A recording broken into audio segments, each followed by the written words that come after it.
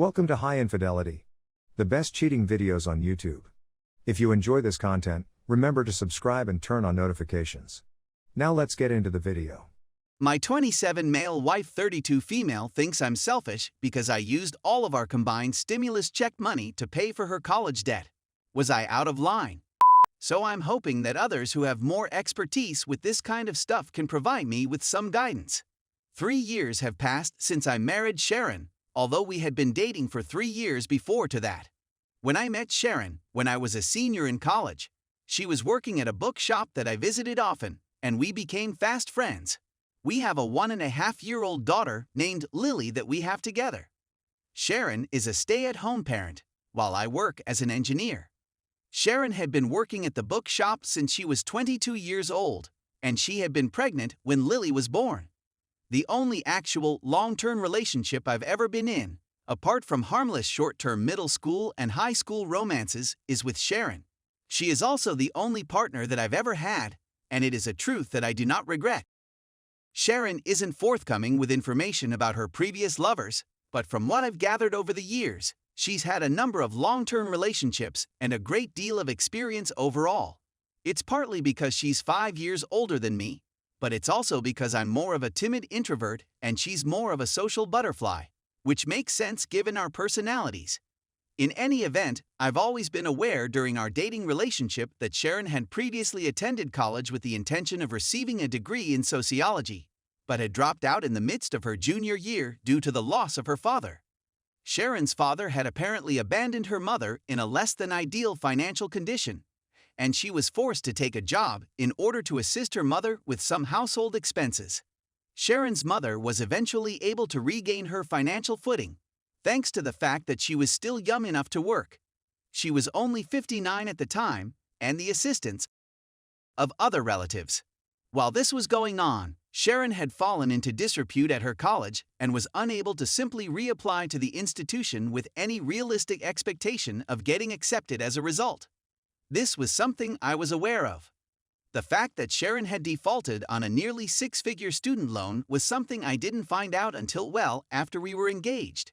She later informed me about it when I saw collection papers from the lending bank posted outside our shared apartment building where we were staying. She informed me that she did not believe she should be required to pay back the loan since she did not have a degree to show for it. I attempted to explain to her that the bank didn't care how she felt about it, and that they would pursue her for the rest of her life in order to recover their money, and that they may have her earnings garnished or her spouse's income garnished if she didn't pay the bills. She assured me that she understood, and that she also understood if I saw this as a reason to put off our wedding. Well, I like Sharon, so of course I want to assist my fiancée/wife, and because I had a solid work now, I was making around $60,000 a year, which was a nice salary for me at the time. We were able to create a budget that would allow us to get out of debt as quickly as possible. I inquired as to whether she knew what I was referring to. Limiting our dining out, limiting our luxury purchasing, maintaining a budget, and so on. It's true that, because to the arrangement we reached with her loan business, her monthly payment isn't even that awful.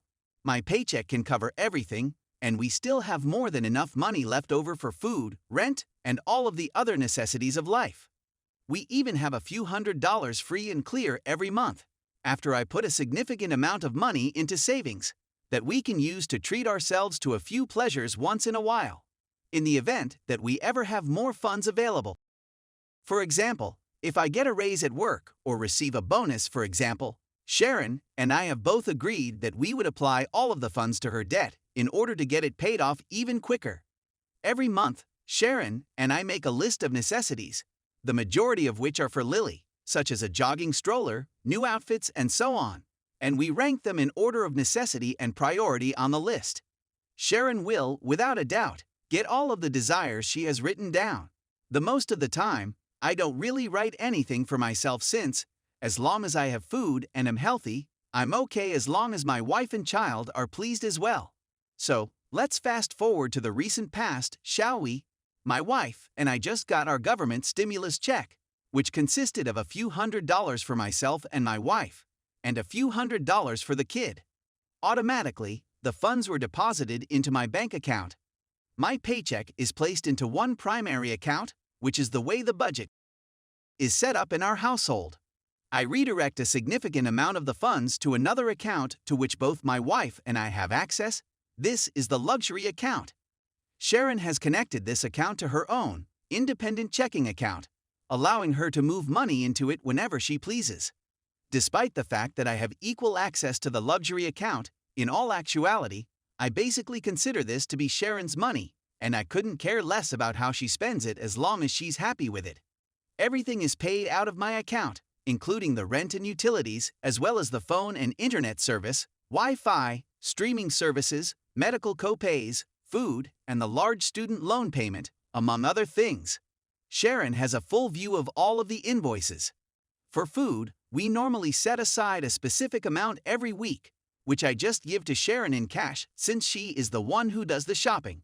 She is aware of how much I earn on a weekly basis since the printed paycheck stub is delivered to us after the direct deposit is completed.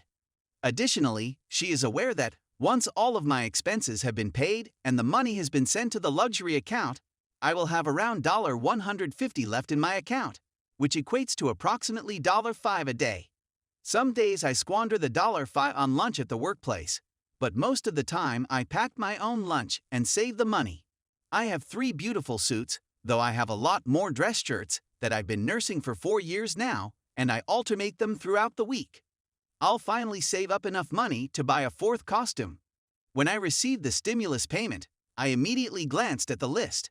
We had already purchased new shoes for our child, new jeans, a jumping swing, and Sharon had already purchased yoga pants and some kind of hair band thing that puffs up your hair when you put it in your hair. I applied all of the funds to Sharon's outstanding loan sum and didn't worry about it again. Sharon inquired about the stimulus payment a few days ago when the Internal Revenue Service, IRS, sent us a letter informing us that we had been awarded money for the 3 members of our family who qualified. I responded affirmatively, and I used the money to pay off my college debt.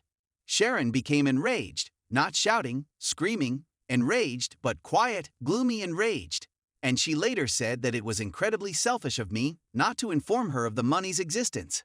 I had no idea I was being selfish since all I did was contribute whatever additional money I had in a non-crisis circumstance to her school debt, just as we had agreed. I was unaware of my actions. I also reminded her that she was still entitled to all of the money in our luxury account, which she could spend for anything she pleased, and that I did not have access to any of it.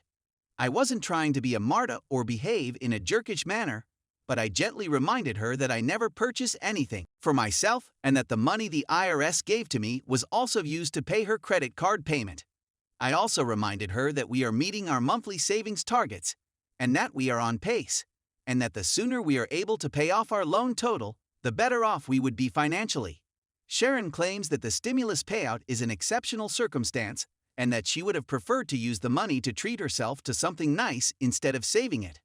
I inquired as to if she had anything specific in mind, since everything on her wish list had already been acquired, even big-ticket items, such as a Peloton bike, we eventually got for her after a few months of steady saving. When she declined, I offered to simply pay the IRS payment for her portion of the debt, but I informed her that my own account did not have enough funds to pay her in one lump sum after I had paid all of the bills. She accepted the offer, but I informed her that she would have to pay the IRS payment in installments because my own account did not have enough funds to pay her in one lump sum after I had paid all of the bills. She stated it didn't matter since I'd proved myself to be self-centered and unwilling to give. My parents have different perspectives on the situation. My mother believes I should have taken all of the money and given it to my wife, blown my share on a lawsuit, and either put the baby's share in the baby's account. We already have a college fund for her. Whereas my father believes I did the right thing by attempting to get out of debt as quickly as possible. Sharon's mother agreed that my father was correct, so I questioned her. Meanwhile, Sharon typically wants it at least 4 times a week, but we haven't had any at all for the last week. She will be able to get over. Is it possible that I made a mistake here? I was under the impression that I was behaving in the best interests of my family. I'm looking forward to hearing your perspectives on the subject, gentlemen.